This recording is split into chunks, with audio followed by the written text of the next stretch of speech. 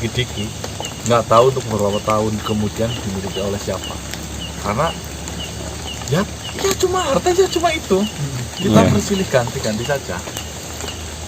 Itu teman-teman. Terus saya lanjut ya.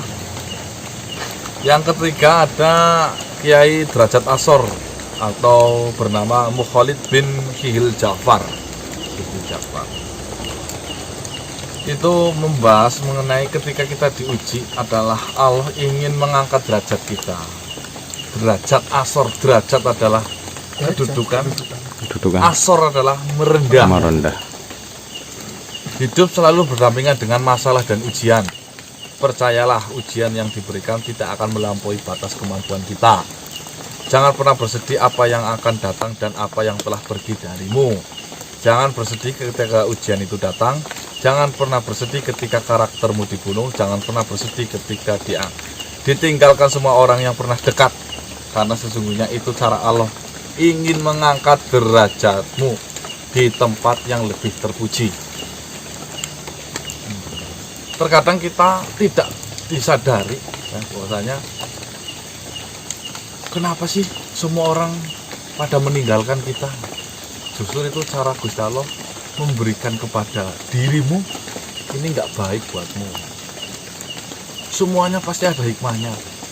Terbuka hikmah dari kejadian itu entah hanya menunggu waktu saja. Mas Gasya, bersedih apa enggak ditinggal kerabat? Oh ya bersedih banget. Masa sih ya? Masa sih kan seperti itu. Tapi kembali lagi sama hakikat kita ya, bahwasanya kita akan selalu didatangi dan selalu ada yang pergi dari kehidupan kita. Itu memang rumus dunia yang tidak akan pernah habis. Disingkirkan orang-orang yang mungkin kurang baik buat kita, salah satunya. Itu hikmahnya siapa.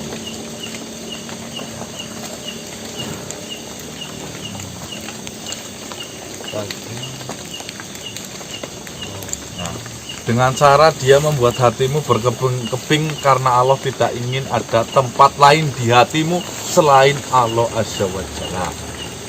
Dibuat hati kita hancur, berkeping-keping karena Allah itu tidak ingin ada tempat sedikit pun di hati kita selain Allah.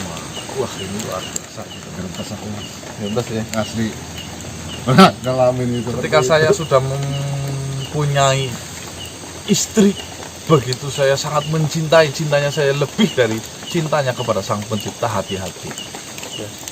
Bisa saja itu adalah detik-detik terakhir untuk mencintai istri. Karena Allah nggak mau ada sedikit ruang, sedikit pun di hati kita selain karena Allah. Yang keempat itu ada Abah Adnan Sanmuria atau namanya Syekh Lutfi Al-Jalil. Pentingnya menjadi laki-laki menjaga kemuliaan di hadapan Allah, yaitu dengan cara harus bisa bertanggung jawab terhadap keluarga, memberi nafkah keluarga, harus bisa membedakan hak dan yang batil. Karena semua ada pertanggungjawaban di akhirat nanti. Harta dunia ini akan berganti dengan yang lain. Bahkan orang kafir pun bisa memilikinya. Itu saking tidak berharganya harta itu di hadapan Gusti Allah, teman-teman. Maksudnya di sini, kenapa sih?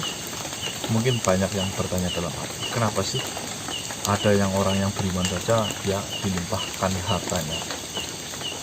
Ada yang beriman malah terkadang ada yang kurang. Ada bukan kebanyakan, ada yang kurang.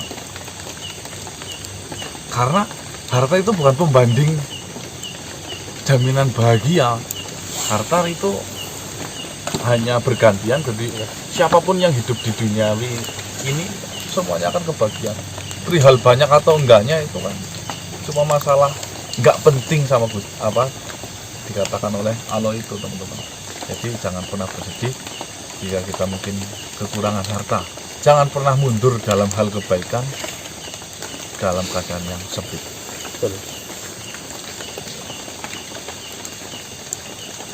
Terus ya kurang lebih seperti itu, teman-teman. Terus yang kelima ya, Yang kelima itu ada Syekh Awaluddin Ma'rifat.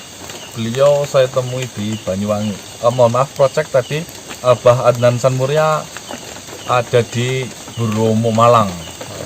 Terus Kiai Derajat Asor ada di Solo Tigo, Gunung Merpati, Gunung Merbabu.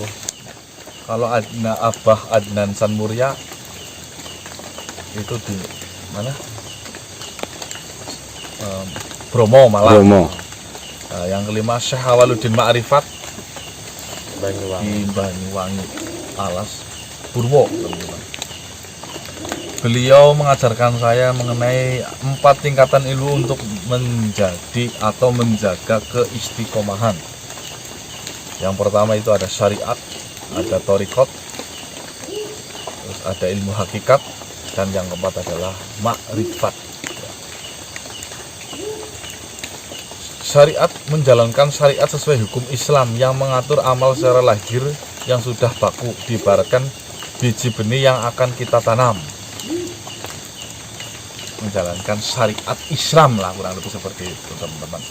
Yang kedua ada thariqat, yaitu jalan. Thorik artinya kan jalan, thorik. Jalan yang menjadi orang bertakwa dan diridhoi oleh Allah. Dalam ilmu thariqat dibagi menjadi 2, yaitu thariqat wajib dan thariqat sunnah.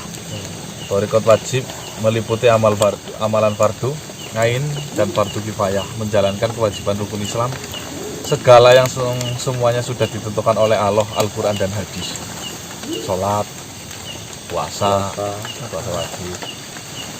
Terus thariqat sunnah adalah kumpulan amalan-amalan sunnah dan mubah, seperti puasa sunnah, sholat sunnah, zikir.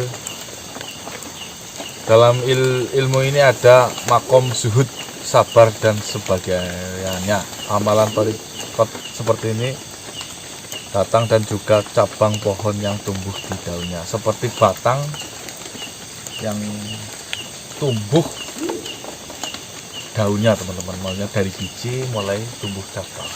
Biasanya amalan thariqat yang sunnah ini ada majelisnya ya. Contoh ada majelis zikir al-hikmah seperti itu. Itu amalan-amalan biasanya sudah ditulis oleh para pemimpinnya teman-teman. Dan itu tidak pasti amalan itu akan berganti seiring perkembangannya zaman. Sering lah mungkin teman-teman kalau orang-orang biasa itu kan sering ya ada kumpulan juga pengajian thariqat ya, kita makan sunnah. Terus ada contoh amalan ilmu ma'rifat, ini penting banget teman-teman. Saya bacakan. Hidup ini ada 3 kosong titik alif. Hidup ini ada 3, Allah, Ahmad, dan Adam. Hidup ini ada 3, Allah, Nur, Muhammad Sallallahu Alaihi Wasallam. Hidup ini ada 3, alif Allah, alif Ahmad, dan alif Adam. Hidup ini ada 3, A, I, O. Hidup ini ada 3, zat, wujud, berubah. Hidup ini ada 3, pencipta, pencipta yang tercipta, dan tercipta.